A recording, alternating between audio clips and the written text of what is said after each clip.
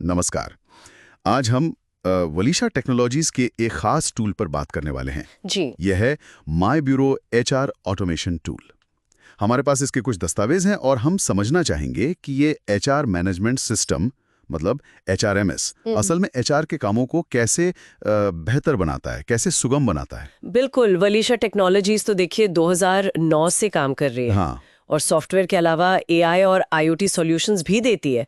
तो ये जो माई ब्यूरो टूल है, ये उनका एक अहम प्रोडक्ट है। तो चलिए इसकी क्षमताओं को थोड़ा करीब से देखते हैं। जरूर। अगर वलीशा की यात्रा देखें तो ये माई ब्यूरो टूल 2011 में एक डेस्कटॉप वर्जन से शुरू हुआ था। अच्छा, काफी पहले। हाँ, फिर 2017 में वेब पर आया, 2019 में क्लाउड पर और 2021 में क्लाउड पेरोल तक पहुंचा है। तो ये लगातार विकसित हो रहा है। बिल्कुल, ये दिखाता है कि वो टेक्नोलॉजी के साथ चल रहे हैं। और देखिए 2025 के लिए भी उनकी कुछ योजनाएं हैं, तो मतलब आगे का भी सोच रहे हैं। सही है। और ये विकास शायद इनके मॉड्यूल्स की रेंज में भी दिखता होगा।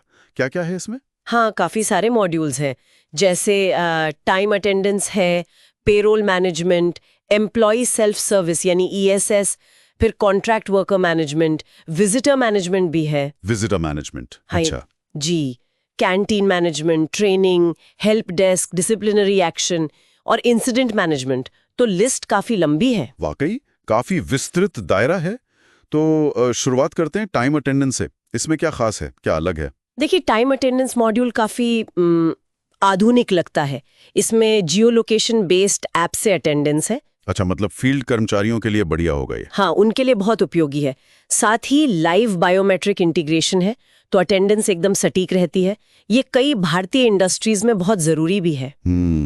फिर इसमें अलग अलग शिफ्ट्स मैनेज कर सकते हैं, लाइव डैशबोर्ड है, ओवरटाइम कैलकुलेशन है और तो और व्हाट्सएप पर नोटिफिकेशंस भी हैं। अच्छा, छुट्टी और गेट पास का मैनेजमेंट भी इसी में शामिल है। सही है।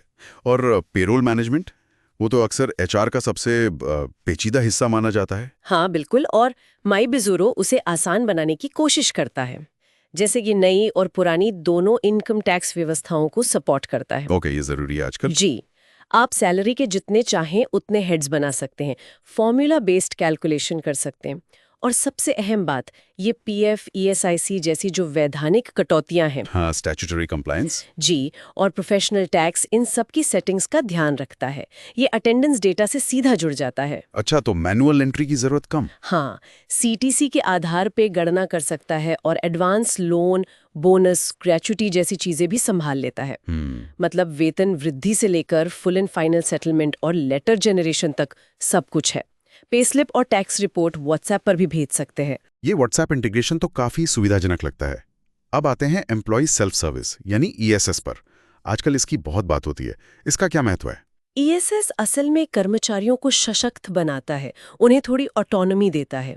माई ब्यूरो का ईएसएस मोबाइल ऐप के जरिए जियो लोकेशन के साथ फील्ड विजिट ट्रैक करने देता है।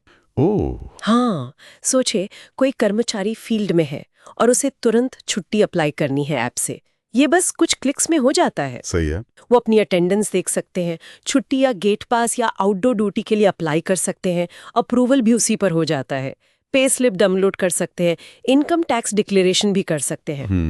और छोटी छोटी चीजें जैसे जन्मदिन या सालगिरह की सूचनाएं, ये टीम में एक अच्छा माहौल बनाने में मदद करती हैं। ये तो हुई कर्मचारियों की बात। क्या ये टूल बाहरी लोगों जैसे मान लीजिए ठेका श्रमिक हैं या विजिटर्स हैं, उन्हें संभालने में भी मदद करता है? बिल्कुल, जैसे कॉन्ट्रैक्ट वर्कर मैनेजमेंट मॉड्यूल है, इसमें आधार इंटीग्रेशन है। अच्छा, पहचान के लिए। जी, वेरिफिकेशन में मदद मिलती है, श्रमिकों का रजिस्ट्रेशन, उनको ब्लैक लिस्ट या वाइट लिस्ट करना, ठेकेदार का अपना लॉगिन, कॉस्ट और बिलिंग और कंप्लायंस रिपोर्ट्स, ये सब इसमें शामिल हैं। और विजिटर वाला? हाँ, विजिटर मैनेजमेंट मॉड्यूल सुरक्षा के लिहाज से काफी महत्वपूर्ण है। इसमें अपॉइंटमेंट ले सकते हैं, वॉक इन एंट्री है, सिक्योरिटी गेट पर लॉगिन होता है, डिजिटल पास बनता है, एम्प्लॉयज को अप्रूव करता है। ओके। और ये इंसिडेंट और कैंटीन मैनेजमेंट से भी जुड़ा हुआ है। अच्छा, तो ये सब आपस में जुड़े हुए हैं। और कैंटीन, ट्रेनिंग, हेल्प डेस्क जैसे मॉड्यूल्स के बारे में थोड़ा बताएंगे संक्षेप में? हाँ, संक्षेप में बताऊं तो कैंटीन मॉड्यूल में खाने का टाइम टेबल सेट कर सकते हैं, बायोमेट्रिक इंटीग्रेशन से कौन क्या खा रहा है वो ट्रैक होता है, रोज की काउंट रिपोर्ट, महीने की बिलिंग, ये सब होता है। और इसे पेरोल से भी जोड़ सकते हैं सब्सिडी वगैरह के लिए। ठीक है। ट्रेनिंग मॉड्यूल में आप ट्रेनिंग प्रोग्राम्स को ट्रैक कर सकते हैं। इंसिडेंट मैनेजमेंट मॉड्यूल किसी घटना की रिपोर्टिंग के लिए है, जैसे कोई अपराध, आग या मेडिकल इमरजेंसी, और उसकी प्रतिक्रिया को मैनेज करने के लिए। हेल्प डेस्क कर्मचारियों के सवालों के लिए एक तरह का टिकटिंग सिस्टम है, और डिसिप्लिनरी एक्शन मॉड्यूल, जैसा नाम से ही जाहिर है, अनुशासनात्मक कार्रवाई के रिकॉर्ड और नोटिफिकेशन संभालता है। तो काफी सारे फंक्शंस कवर हो रहे हैं। क्या ये टूल हर तरह के बिजनेस के लिए ठीक है?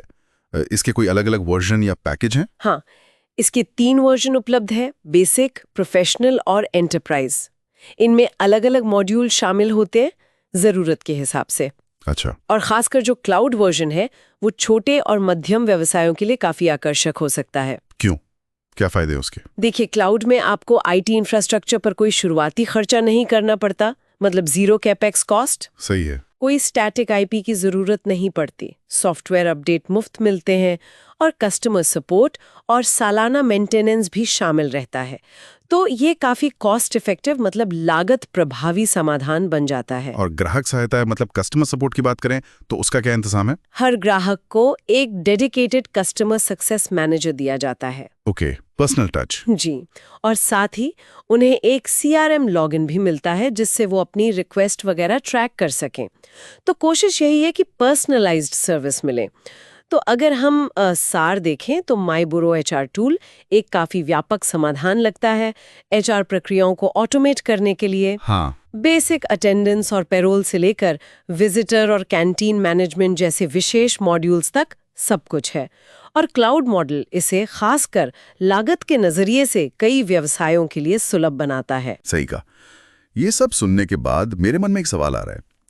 इस तरह का ऑटोमेशन, जिसमें जियो लोकेशन ट्रैकिंग और यहाँ तक कि अनुशासनात्मक कार्रवाई प्रबंधन जैसी चीजें शामिल हैं, ये लंबे समय में कर्मचारी अनुभव और कंपनी की संस्कृति पर कैसा असर डाल सकता है? ये सोचने वाली बात है।